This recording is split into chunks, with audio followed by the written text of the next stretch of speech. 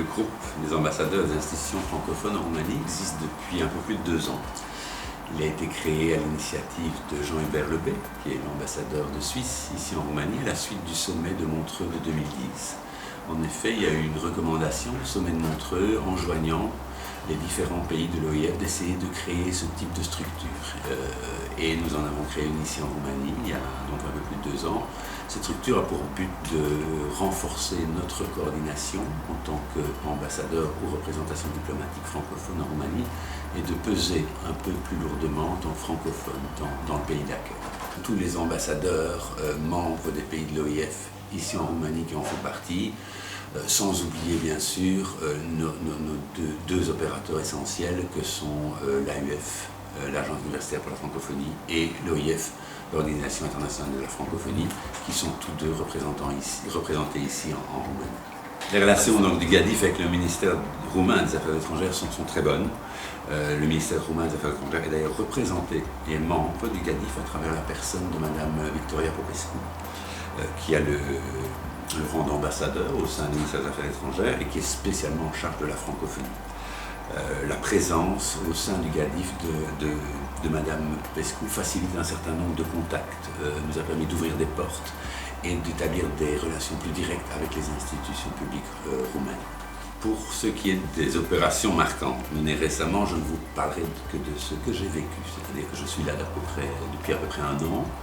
Et donc, depuis 1 an, le gros événement a été la préparation et l'organisation du mois de la francophonie en 2013.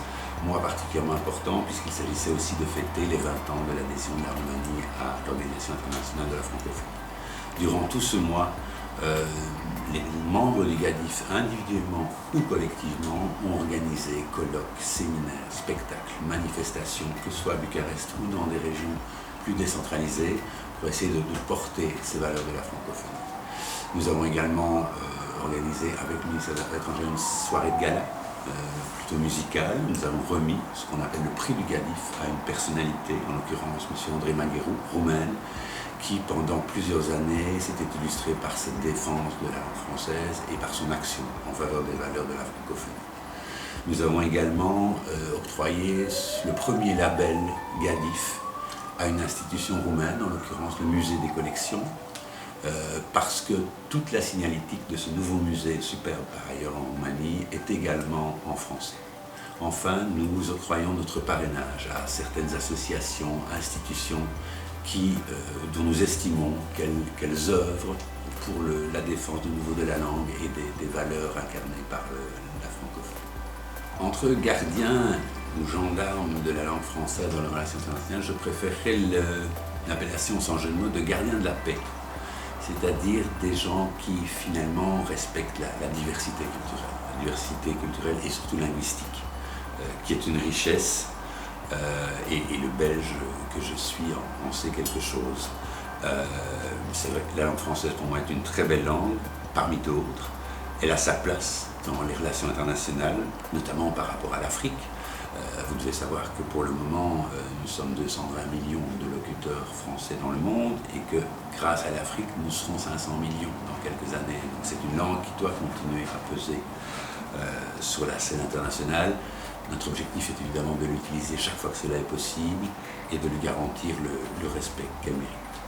Pour ce qui me concerne en tout cas, et là je reprends mon expérience personnelle, je suis depuis quelques jours le président de NIC Roumanie également, et NIC donc, qui regroupe tous les instituts culturels européens au sein d'une seule institution. Je constate qu'au sein du NIC, la langue parlée est l'anglais, et je constate que celui qui ne parlera qu'en français ne sera pas compris. Je constate également que le diplomate francophone, lorsqu'il fait l'effort de parler anglais, n'a pas toujours son répondant du côté anglais. Et je constate aussi que celui dont ni l'anglais ni le français n'est la langue maternelle, finalement préfère parler l'anglais, certes souvent très fortement écorché, mais je dirais que l'anglais est quelque part le plus petit des communs dénominateurs qui nous permet d'avancer dans les discussions au cours de ces réunions. Je ne sais pas si les ambassadeurs roumains sont les plus actifs. Je n'ai pas beaucoup d'expérience en la matière. Tout ce que j'ai pu constater dans mes postes précédents, au Maroc d'abord, au Chili ensuite, c'est que dans l'équivalent des GADIF locaux, il y avait chaque fois l'ambassadeur de Roumanie qui parlait chaque fois un français impeccable. Et je crois que ça ne m'étonne plus aujourd'hui. Depuis que je suis dans ce pays, j'ai pu quand même constater que de nombreux Roumains aimaient beaucoup la langue française et que ce pays avait des racines profondes avec ce que j'appellerais une forte latinité.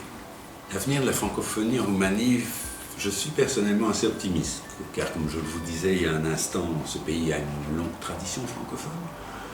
Il faut savoir que 30% de la langue roumaine vient directement du français, qu'il y a des tas de professeurs et d'institutions en Roumanie qui continuent d'enseigner le français, beaucoup plus que dans les pays voisins.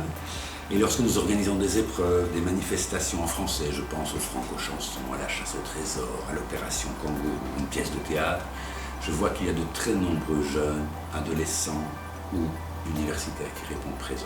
Et pour moi, l'avenir de la Roumanie passe d'abord par eux.